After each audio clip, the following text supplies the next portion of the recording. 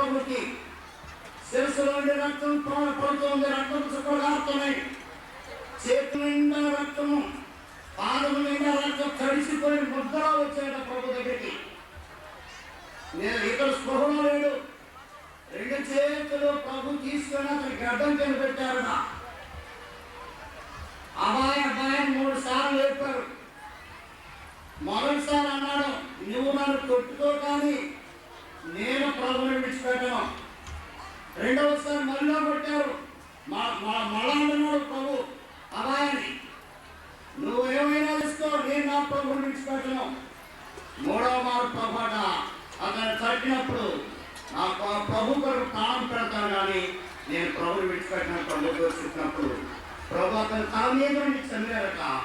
వెంటనే అతను కళ్ళు చేశాడు. భారమైన కళ్ళతో తెరిచి ప్రభు చూస్తున్నాడు. ప్రభు అంటున్నారు, ఎంత ధన్యుడయ్యా నీవు అన్నారు. అప్పుడు అతను కళ్ళంట నీరు ఆత్మని భక్తులు అంటాడు, ప్రభా నేను నిన్ను విడిచిపెట్టనందుకు వచ్చినటువంటి ఫలితం ఇదిగో, శరీరం అంతా విడిపోయింది, రక్తం కారిపోతూ ఉంది, ఇదిగో నాయ. అప్పుడు అన్నారట, ప్రభు ఎంత ధన్యుడయ్యా నీవు, మీ మొదటి ఒక చోట పెట్టి కొట్టారు కానీ నన్ను అలా కొట్టలేదు. భారమైన కొయ్య భుజం మీద పెట్టి యెరూషలేము వీధుల్లో తిప్పుతూ కల్వరి కొండ వరకు కొట్టారు. నా శరీరంలోని మాంసపు తొలకలు కింద పడ్డాయి. నీకు భారమైన కొయ్యలేదు, నీవు యెరూషలేము వీధుల్లో తిరిగినట్లు అవమానం లేదు, నేను ఎక్కడికి వారు తీసుకెళ్ళలేదు కానీ నేను ఒకచోటే కొట్టారు. ఇప్పుడు చెప్పబాయ్, నీ శ్రమ గొప్పదా నా శ్రమ గొప్పదా అని అడిగాడు ప్రభు. అప్పుడు అన్నాడు, ప్రభా నేను ఎంత దౌర్భాగ్యాన్ని, నా శ్రమని నేను తలంచుకొని కొండనుకున్నాను కానీ నీ శ్రమ ముందు నా శ్రమ గులకరా కూడా కాదన్నాడు. దేవుడి పిల్లవారా, శ్రమల వల్ల ఓపిక పోగొట్టుకుంటున్న వారా, సద్భక్తితో ఎవరు నడుస్తారో వాళ్ళకి హింస వస్తుంది. ఆ హింసను సహించుకోగలిగిన వాడే ధన్యుడు. నీ సద్భక్తి బయటికి కనబడాలని ఎక్కడ లేదు. పునాది భవనమంతా మోస్తూ ఉంటుంది కానీ పునాది అడుగునే ఉంటుంది, దాన్ని ఎవరో చూడరు. అలాగే భక్తి కలిగినటువంటి వ్యక్తి బయటకు కనబడడు, అతని భక్తి పునాది వంటిది. దేవుని సంఘమా విశ్వాసులారా, మీ సక్రియలు చూచి ఇంటి తండ్రిని మెచ్చేదరని రాశారు మా తండ్రి గారు. నీ సక్రియలను జ్ఞాపకం చేసుకో. ఒక అరణ్యంలో ఒక నది ప్రవహిస్తుంది గారు చెప్పిన మాట ఇది. ఆ నది ప్రవహిస్తూ ఉన్నప్పుడు కొండలు, లోయలు, గుట్టలు, రాళ్ళు, మెట్టలు అడ్డు వచ్చినంత మాత్రాన ప్రవాహం ఆగదు. అది వేరే చోటకి దారి తీసుకొని దాని దారిని వెళ్ళిపోతూ ఉంటుంది. అలాగే భక్తికి ఎన్ని అడ్డులు వచ్చినా భక్తి ఆగకూడదని చెప్పారు. భక్తికి ఎన్నో అడ్డులు రావచ్చు, ఆడంకాలు రావచ్చు కానీ భక్తి ఆగకుండా సాగేదే విధమైన భక్తి. కనుక శక్తి చేస్తున్న వారా, సద్భక్తిని ఆశ్రయిస్తున్న వారా, కడ వరకు సద్భక్తిగా నడవండి. ఆ సద్భక్తిని అనుసరిస్తున్న మనము ఓపిక కలిగి దేవుడిచ్చే నిత్య జీవనం వెతకాలి. బైబిల్ గ్రంథంలో చెప్పాడు, వెతకండి మీకు దొరుకుతుందని. నిత్య జీవనం వెతకడానికి ప్రయత్నిస్తున్న వారు నిత్య జీవనం పొందడానికి అర్హత సంపాదించుకోండి. లోకంలో ఉన్నదేది నీ వెంటరాలి కానీ నీవు నేర్చుకున్న నీ భక్తి నేను మేఘమెక్కించేదై ఉంది. కనుక సద్భక్తిని వెంబడించండి. దీనివల్ల మొట్టమొదటిగా నీకు పరలోకంలో ఈ సక్రియల వలన నువ్వు ఓపికతో దాన్ని వెదగడం వల్ల ఏం కలుగుతుందంటే పరలోకంలో మహిమ కలుగుతుంది, భూలోకంలో నీ ఘనత కలుగుతుంది. ఈ సక్రియని విడిచిపెట్టకుండా చేసుకున్నందు వల్ల అక్షయతం సొంతం తెలుసుకుంటుంది. కనుక నీకు అక్షయ కిరీటం కావాలి. మన తండ్రి గారు రాశారు, అక్షయ దేహముదాల్చితివి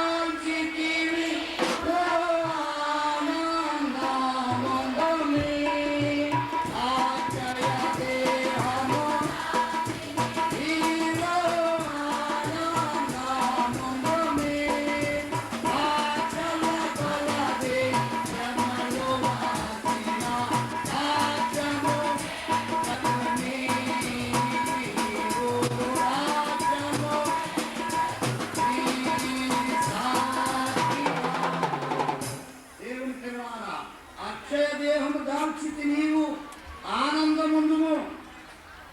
లక్షల కొద్ది శ్రమలు వచ్చినా నువ్వు లక్ష్య పెట్టద్దు. ఈ తండ్రి యొక్క ఆరాటము, ఆసక్తి, ఆయన ఆశది. మా తండ్రి గారి యొక్క ఆశ ఏంటంటే లక్షలాది శ్రమలు వచ్చినా నీవు లక్ష్యం విడిచిపెట్టద్దు.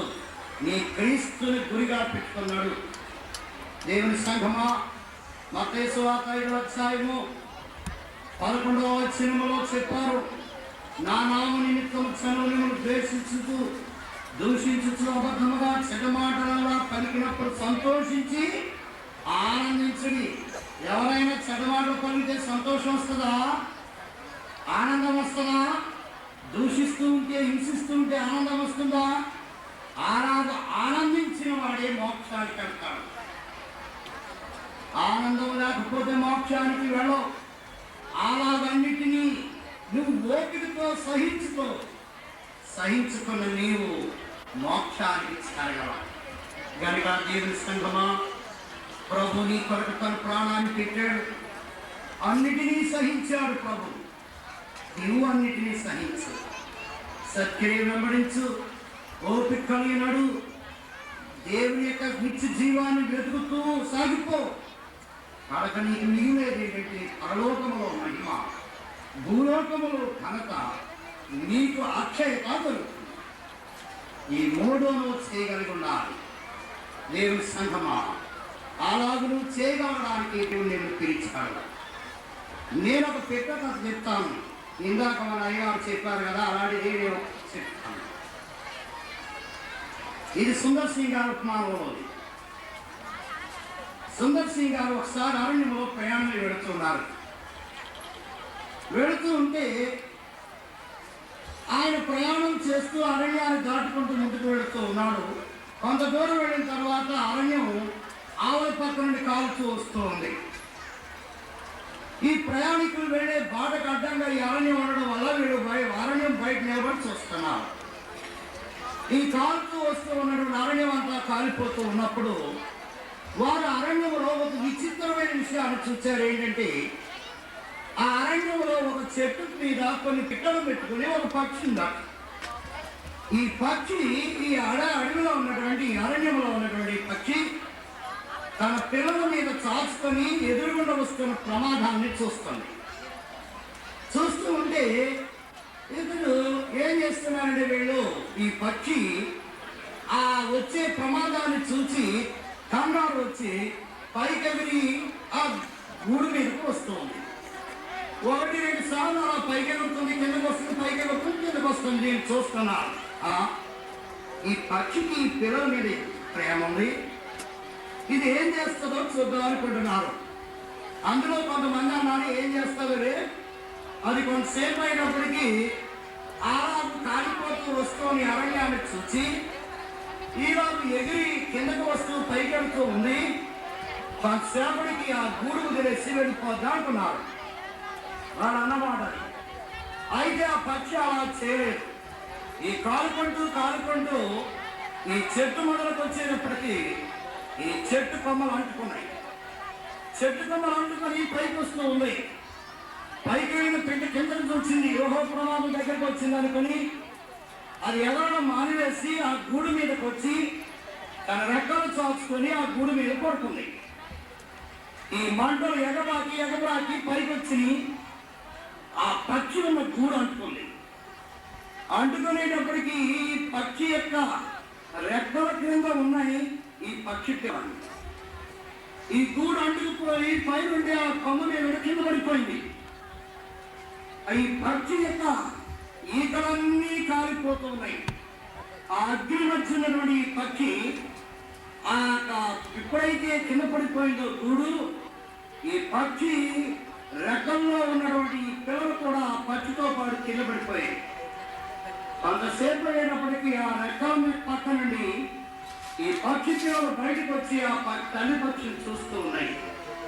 కానీ ఆ పక్షి యొక్క రెక్కలు కాలిపోవడం వల్ల, ఆ పక్షి బాగా ఉరిగిపోవడం వల్ల ఆ పక్షి యొక్క జీవము పోయి చచ్చిపోయి ఈ పక్షి పిల్లలన్నీ తల్లి వంక చూస్తూ ఉన్నాయి. కానీ తల్లిలో చల్లవలేదు. తల్లి తన పిల్లల కొరకు తన ప్రాణాన్ని పెట్టింది. దేవుని పిల్లలు అలాగే నీ ప్రభు కూడా అన్ని శ్రమలు సహించాడు. కొట్టినా సహించాడు, కొడాదెబ్బలు సహించాడు, శరీరం అంతా గాయాలైనా సహించాడు. చివరికి క్రీస్తు నీ కొరకు శిలువలో మానవుల యొక్క పాపపు అగ్నికి ఆహుతైపోయాడు. దేవుని పిల్లలారా, క్రీస్తు నీ కొరకు ప్రాణం పెట్టాడు. సత్క్రియను వెంబడిస్తున్న వారా, ఎన్ని హింసలు వచ్చినా వెనకంజవేయకు. ముందుకి క్రీస్తుతో కూడా నడవగలిగిన వాడి మోక్షానికి చేరగలడు.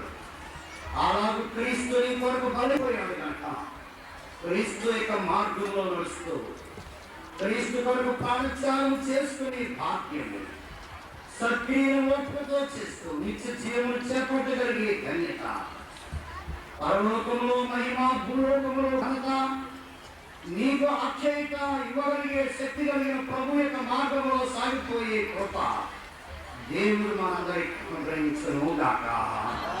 ప్రార్థన చేసుకుందాం. పరిశుద్ధులైన మా తండ్రి, నీకు వందనాలు, స్తోత్రములు. నీ వాక్యములో ఉన్న కొన్ని సంగతులు మేము ధ్యానించుకున్నాం. నాయన, ఎన్ని శ్రమలు వచ్చినా భక్తి ఆగకూడదని, కడకు వెళ్ళేదే నిజమైన భక్తి అని నువ్వు నేర్పించావు కనుక నిజమైన భక్తిని కడ వరకు చెప్పగలిగినట్లు మమ్మల్ని నీ భక్తి చేత నింపుమని మా కొరకు ప్రాణత్యాగం చేసిన యేసు నామమున వేడుచున్నాం తండ్రి.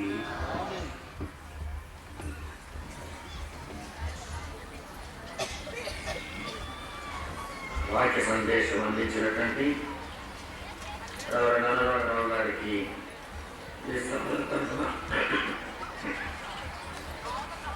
నా కృతజ్ఞతలు తెలియజేస్తున్నాను. ప్రభు వారిని వారి కుటుంబములు ఎవరైనటువంటి సంఘం ఆశీర్వదించి అనేకలకు జీవనట్లు అనేక కృపణమైనగా విగ్రహించిన